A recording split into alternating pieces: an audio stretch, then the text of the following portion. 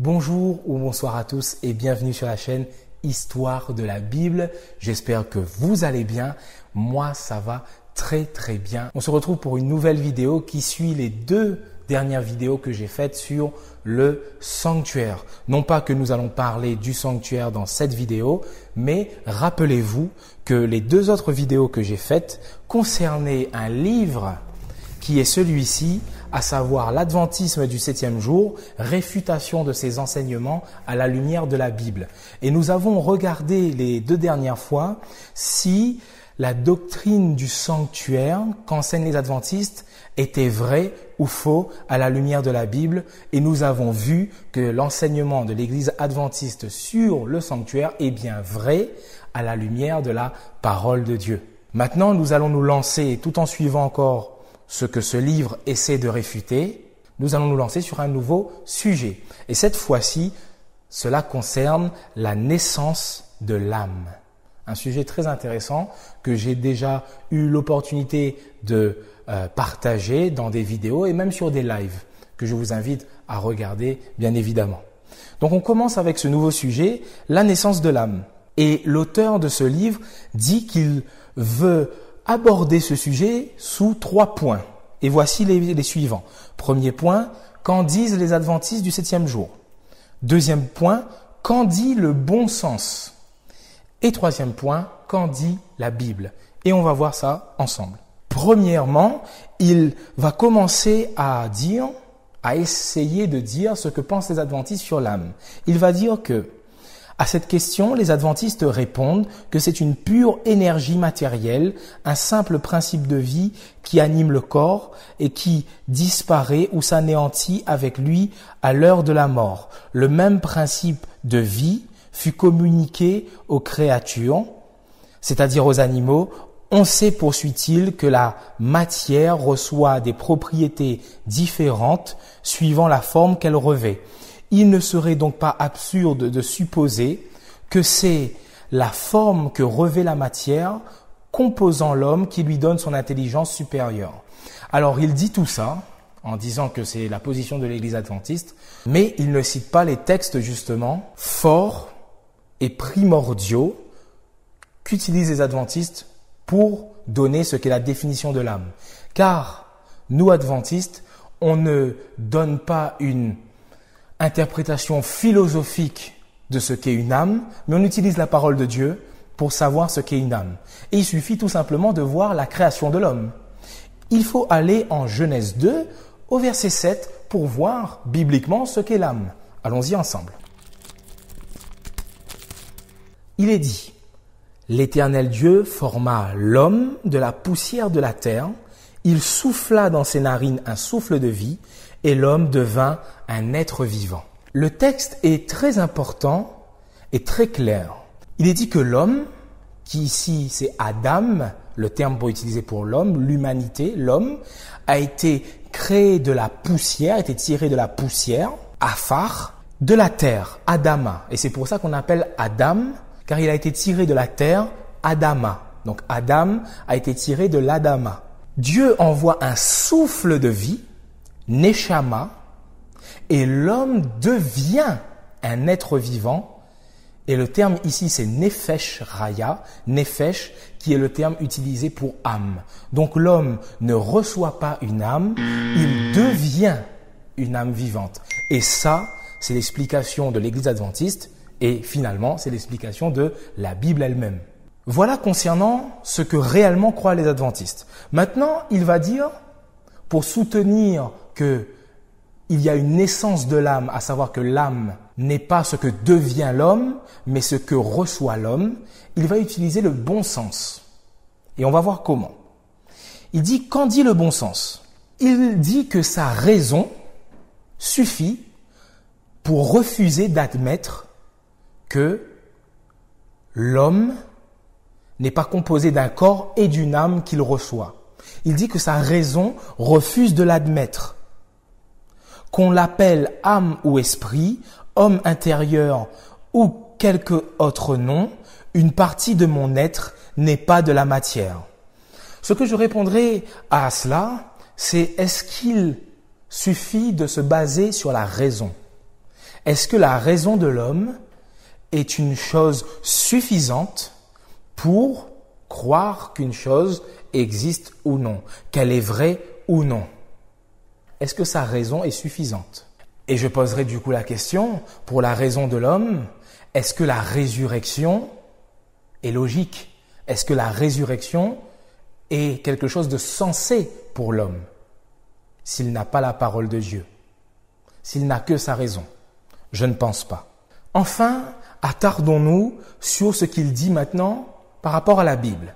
Il dit, que dit la Bible concernant l'âme?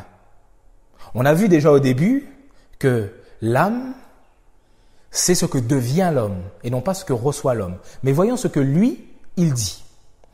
Il dit que la Bible enseigne avec une éblouissante clarté que l'homme est composé d'un corps mortel et d'une âme qui est distincte et sur laquelle la mort physique ne peut exercer aucun pouvoir. Et pour cela, il va utiliser le texte de Matthieu 10 au verset 28 où il est dit « Ne craignez pas ce qui tue le corps et qui ne peut tuer l'âme ». Ici, on pourrait se dire effectivement, on nous parle de quelque chose qui peut tuer le corps mais qui ne tue pas l'âme. Mais premièrement, il serait aussi intéressant de continuer le texte.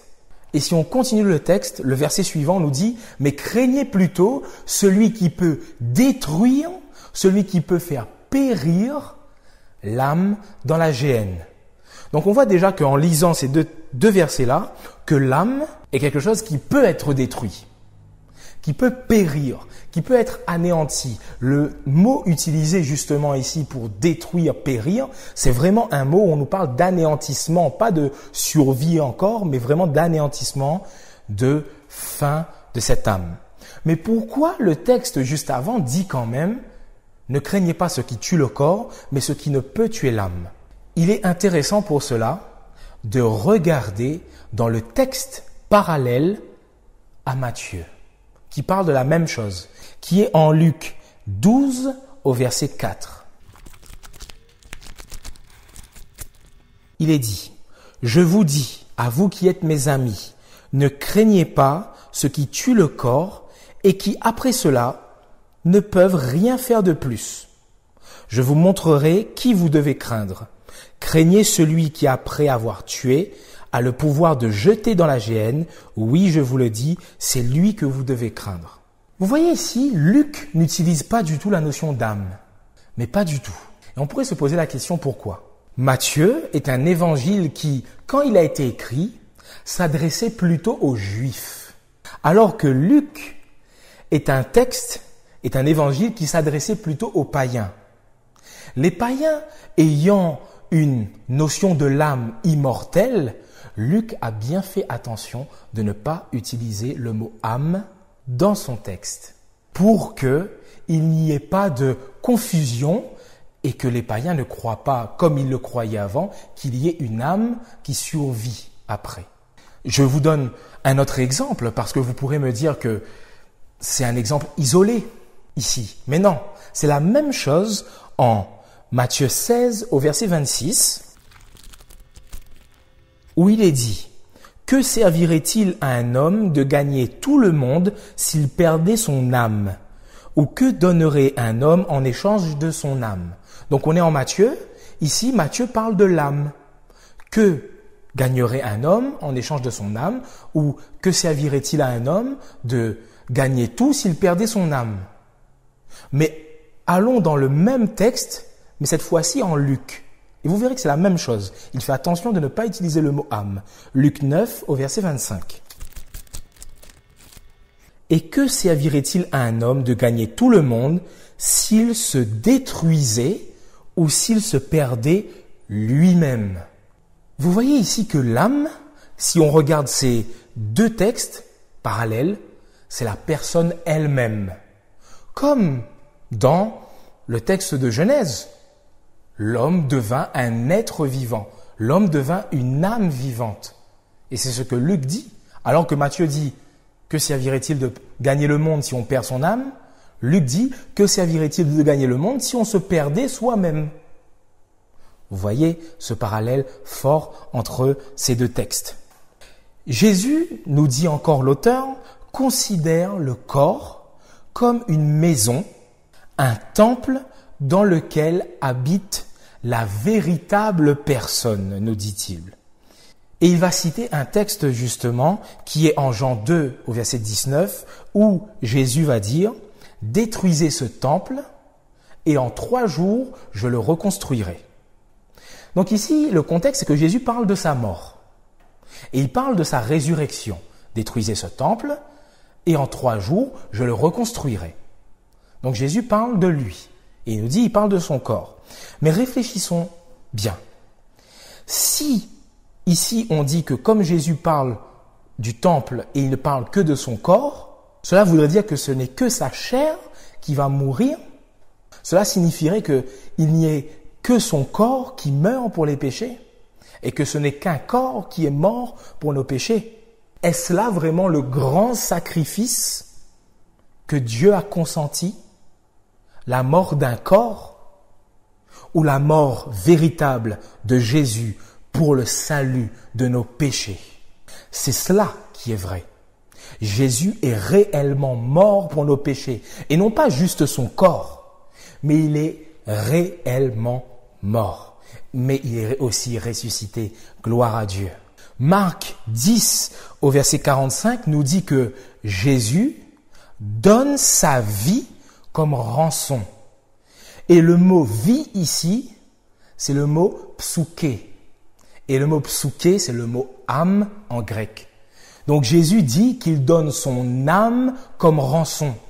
Si on croit que Jésus n'a donné que son corps et que c'est que son corps qui est mort, on ne tient pas en compte que Jésus donne son âme en rançon pour le monde. Et c'est son âme, sa vie entière, son être entier qu'il a donné pour le salut de nos péchés. Et je dirais amen, gloire au Seigneur pour cela. Maintenant, il va citer aussi l'apôtre Paul, qu'il va dire que cet apôtre appelle l'âme l'homme intérieur. Et il cite un texte de Paul en 2 Corinthiens 4 au verset 16 qui est dit « C'est pourquoi nous ne perdons pas courage, mais si notre homme extérieur, entre parenthèses, l'auteur commente le corps, se détruit, l'homme intérieur, il commente encore l'âme, se renouvelle de jour en jour. » Donc ici, il est en train de dire que Paul est en train de dire que notre corps se détruit, mais notre âme, elle se renouvelle. Mais ici, simplement, Paul parle de la fortification qu'apporte le Seigneur pour ses enfants, même dans l'épreuve. Et c'est ce que justement Pierre va parler aussi, par exemple, en 1 Pierre 1 au verset 6. C'est là ce qui fait votre joie, donc la joie, quoique maintenant, puisqu'il le faut, vous soyez attristés pour un peu de temps par diverses épreuves, afin que l'épreuve de votre foi, plus précieuse que l'or, etc., soit purifiée. Donc ici, on parle bien, d'un côté, on a une joie parce qu'on sait que le Seigneur revient, le Seigneur renouvelle en nous notre espérance, mais en même temps, et les apôtres en sont conscients, il y a aussi la persécution qui nous attriste en même temps. Mais ce n'est pas cela qui va nous désespérer, parce que le Seigneur nous renouvelle. Et c'est ce que Paul dit ici. Il va continuer, l'auteur, en disant que, de plus comme Jésus-Christ, Paul considère le corps comme la tente dans laquelle réside la véritable personnalité. Et pour cela, il va citer le texte de 2 Corinthiens 5, au verset 1 à 4, qui dit « Nous savons en effet que si cette tente où nous habitons sur la terre est détruite, nous avons dans le ciel un édifice qui est l'ouvrage de Dieu, une demeure éternelle qui n'a pas été faite de main d'homme. Aussi nous gémissons dans cette tente, désirant revêtir notre domicile céleste, si du moins nous sommes trouvés vêtus et non pas nus. Car dans cette tente où nous sommes, nous gémissons comme sous un fardeau, parce que nous souhaitons non un dépouillement, mais un vêtement nouveau, afin que ce qu'il y a de mortel en nous soit absorbé par la vie. Donc, ici, il est en train de dire, Paul est en train d'appeler le corps une tente, et on gémit dans cette tente et on veut sortir de cette tente. Sauf que regardez bien le texte. Le texte dit, bien qu'il parle de tente, bien qu'il parle de gémissement dans une tente, il dit que si du moins nous sommes trouvés vêtus et non pas nus. Car dans cette tente où nous gémissons, etc., nous ne souhaitons pas un dépouillement. Donc si l'âme, c'est quelque chose qui est en dehors de cette tente, Paul est en train de dire, nous ne voulons pas un dépouillement. Nous ne voulons pas nous retrouver nus. L'auteur, lui, va dire, il est facile de voir que par les expressions domicile céleste et vêtements nouveaux, l'apôtre fait allusion à un mode d'existence d'outre-tombe dans lequel entre l'homme intérieur après sa séparation avec le corps. Sauf que vêtements nouveaux, ce mot utilisé ici par l'apôtre, c'est le mot ependiomai, et ependiomai, c'est revêtir un vêtement par-dessus un autre. Revêtir un vêtement par-dessus un autre. Ici, Paul est en train de parler qu'il veut revêtir le corps incorruptible. Et pour pouvoir revêtir le corps incorruptible, c'est revêtir par-dessus son propre corps. C'est pour cela que, juste après, dans le même texte de Paul, il dit « afin que ce qu'il y a de mortel en nous soit absorbé par la vie ». Quand le corps incorruptible vient sur nous, ce qu'il y a de mortel est absorbé par ce corps incorruptible qui est cette vie. Et non pas que nous sortons de ce corps, parce que si nous sortons de ce corps, ça veut dire que nous sommes dépouillés. Et Paul dit bien, nous ne voulons pas un dépouillement, nous ne voulons pas nous retrouver nus, mais nous voulons être revêtus par-dessus notre vêtement. Et il parle tout simplement de ce corps incorruptible qui parle aussi notamment en 1 Corinthiens 15 au verset 42. Voilà, donc on s'arrête à là pour cette première partie concernant la naissance de l'âme. J'espère que vous avez bien compris tous les textes que j'ai donnés.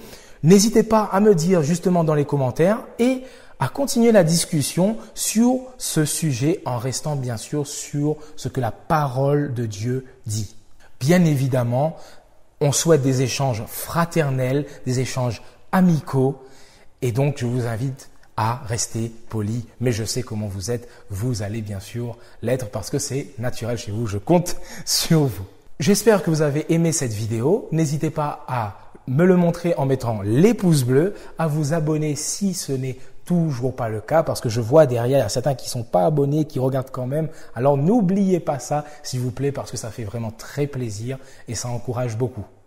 Sur ce, soyez bénis et surtout, faites du bien autour de vous.